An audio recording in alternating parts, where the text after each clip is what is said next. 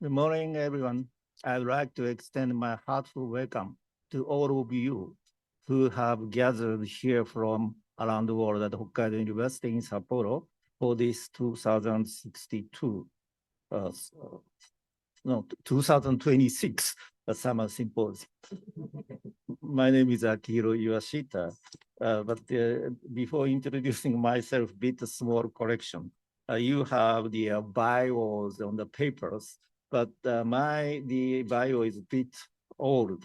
I'm already retired from SRC officially. Now I'm a contract-based, specially appointed professor.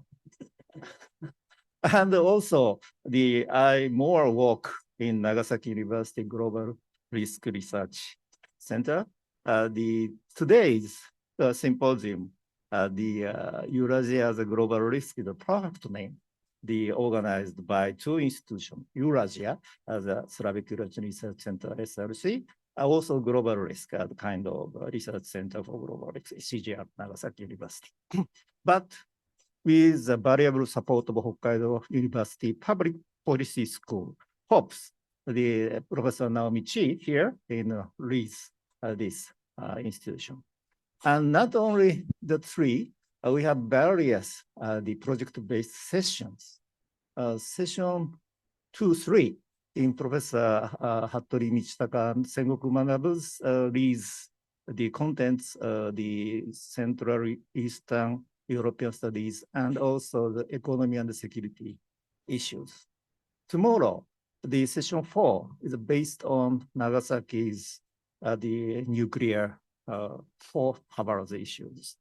Section 5 tomorrow afternoon, it's the East Eurasian research project sponsored by National Institute for Humanities, a huge project. It covers migration, borders, and general topic.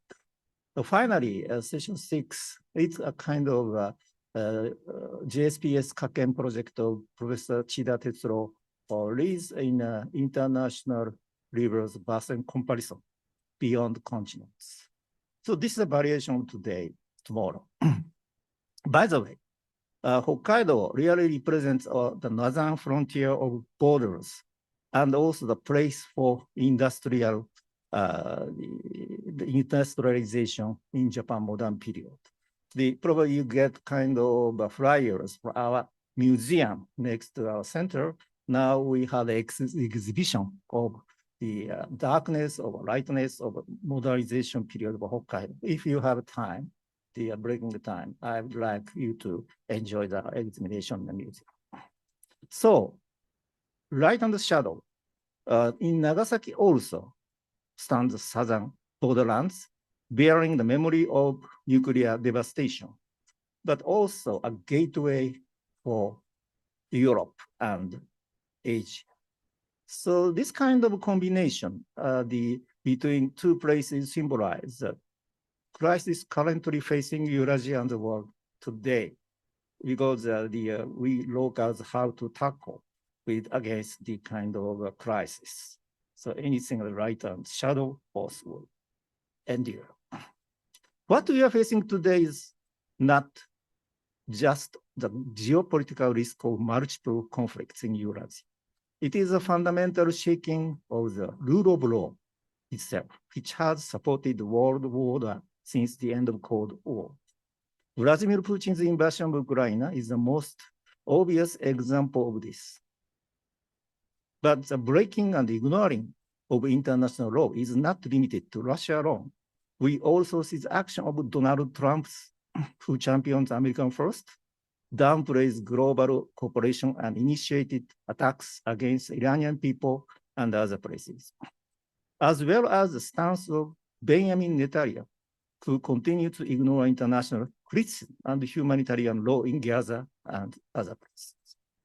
The common language of international law that we once shared is now being torn apart the selfish action of great powers, leaving it almost completely empty.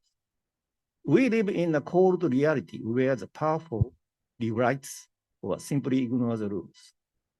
In this world, without clear rules, the risks surrounding nuclear issues and borders have become more severe. historian Sergei Profit, famous Harvard professor for Ukrainian studies, his latest book, Chernobyl Roulette. It's a very, very impressive book. He highlights the extreme situation of the 35 days occupation of Ukrainian nuclear facilities by Russian military, starting from the very first day of 2022 invasion. What happened there was an ironic reality. Russian military officers who had taken the nuclear plants by force had to rely on the knowledge of the local Ukrainian engineers, some of whom had worked on the 1986 accident cleanup, just to keep the facility safe. Even in the face of overwhelming violence, the line between occupier and occupied became blurred on the site. In that gray zone, the Ukrainian engineers acted smart and managed to control the risk on the edge of disaster, Chernobyl. While large national borders are broken by military force, on the ground, on the site, human knowledge and effort creates a new crash of border and overcome its crash. I mean that bright shadow. Here lies a major clue to understand the risk of our time, particularly in the local case. How then we should redefine the law and justice in a world where the rules no longer work? In the middle of massive geopolitical earthquakes, what kind of diplomacy should Japan use? To face this very heavy question, we will welcome Mr. Masataka Okano, former National Security Advisor for tomorrow's keynote luncheon.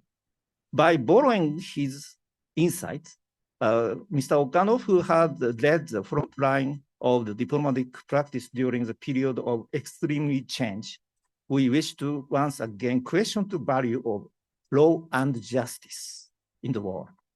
What is the best path for Japan diplomacy in the world, where great power regularly ignores international law?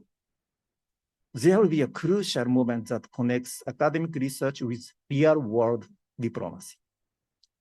Keeping this reality in mind, this symposium will dissect global risks through 6 interconnected sessions. We began with session 1 just now, borders in crisis. You might wonder why a symposium on Eurasia start with the United States-Mexico borders. It's a crucial question.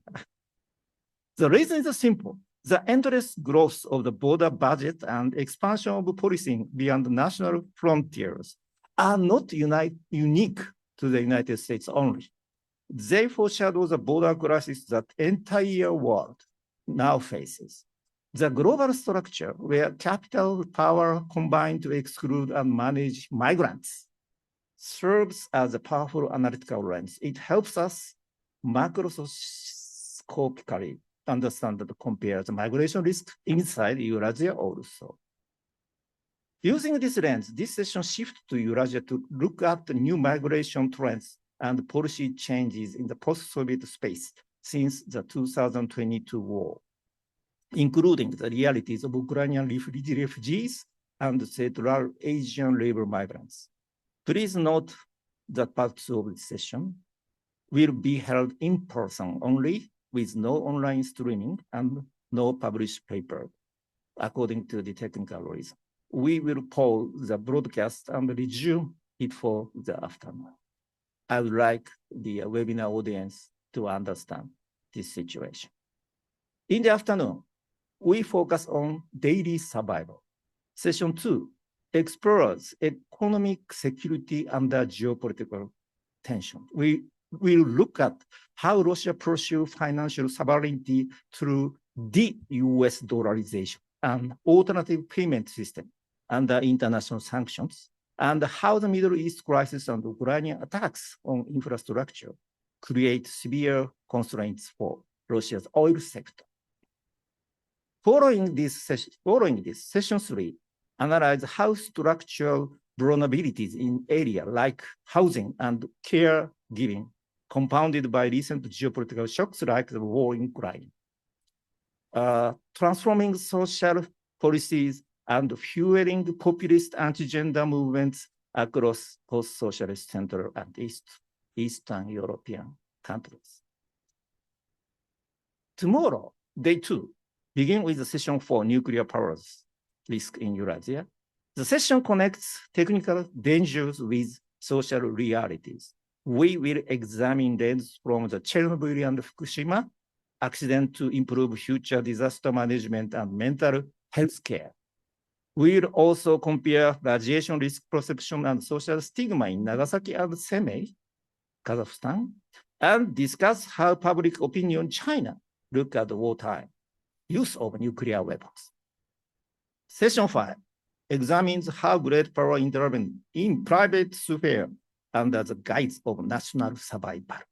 We will discuss the concept of demographic security and state control over reproduction in wartime Russia, as well as how cross-strait geopolitical tensions affect intimate lives, citizenships, and political rights and of Chinese marriage migrants in Taiwan.